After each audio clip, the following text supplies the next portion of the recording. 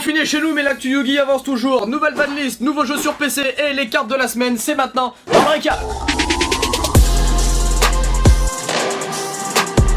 Salut, on est le 1er avril et non c'est pas une vanne, l'ensemble des règles de Yu-Gi-Oh changent dès aujourd'hui. J'en avais parlé dans l'ancien récap, bienvenue en MR5 les gars. Bon avant toute chose parlons un petit peu de cette banne, elle shot quand même pas mal de choses, notamment les joueurs L noir qui n'avaient strictement rien demandé, dommage à eux, Steam de Cloak est banni. Ah oui, petite pensée à Obscurity qui doit être en train de sombrer dans l'alcool. Bon après ça aurait pu être pire, hein. Vous auriez pu être un joueur qui achète un playset d'un des magiciens à 80 € unité et qui derrière voit son deck totalement détruit. Ah la pas été tendre ça c'est sûr, même le petit Bulbi est passé. Moi ce qui me fait le plus chier c'est que Deathrudo soit interdit. J'avais acheté un playset la semaine dernière, je vous avoue que c'est pas le meilleur des investissements. Bon et pour achever tout ça, Lunalight Tiger est ban. Ah bah frérot, ta carte elle ressuscite 4 monstres par tour, ça va, t'es pas Jésus non plus. On notera aussi que Librarian a échappé à la ban, mais bon vu que le Bulbi est passé, ça va. Ensuite Trishula à 1, on a failli passer à côté de la catastrophe, je vais pas vous mentir, parce que lui il serait resté à 3, t'aurais beaucoup moins kiffé le jeu. Ah bah commencer le duel avec 2 cartes en main c'est compliqué, tu t'amuses beaucoup moins. Enfin bref, plein de nouvelles choses que tu peux notamment retrouver sur le jeu Yu-Gi-Oh! Legacy of the Duelist, désormais dispo sur PC et PS4.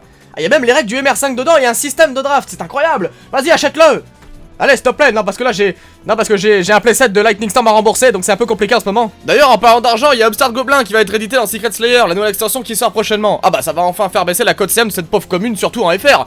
Ah bah il faut en parler du business français de card market. Ah j'ai jamais vu ça, des grands malades. Bah écoute-moi bien mon gars, cette carte en allemande coûte 20 €. En anglais elle coûte 25 €, très certainement dû à l'accessibilité de la langue. On comprend tous, une valeur supérieure pour une compréhension multiple. Et tout à fait, tu as tout à fait raison. Mais là ce que je te montre c'est une perle rare.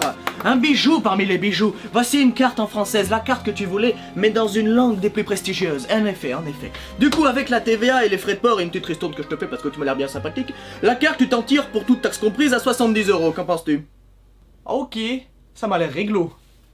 Bon, pour clore ce récap, on va parler de la carte de la semaine, à savoir le Drident du Zodiac. Et bah oui, en effet, cette carte a été déban, donc quoi de mieux pour reconstruire un petit deck qui a quand même été tier 0 pendant un petit moment. Bon, selon ceux qui s'en sortent le mieux dans cette histoire, ça reste bien évidemment les Shadow Invoke. Bah évidemment, nouvelle règle, les mecs ont pas été touchés et tu peux spam des construits de partout. Ah bah crois-moi que c'est kiffant. Puis bon, j'ai peut-être mal investi sur les Deathrudo, mais c'est qui a réussi à se procurer ces petites pépites? Bon, ce récap est à présent terminé, merci d'avoir suivi, on se retrouve dans 2 semaines pour de nouvelles informations sur l'univers de Yu-Gi-Oh! Et d'ici là, ne dépensez pas bêtement votre argent les gens.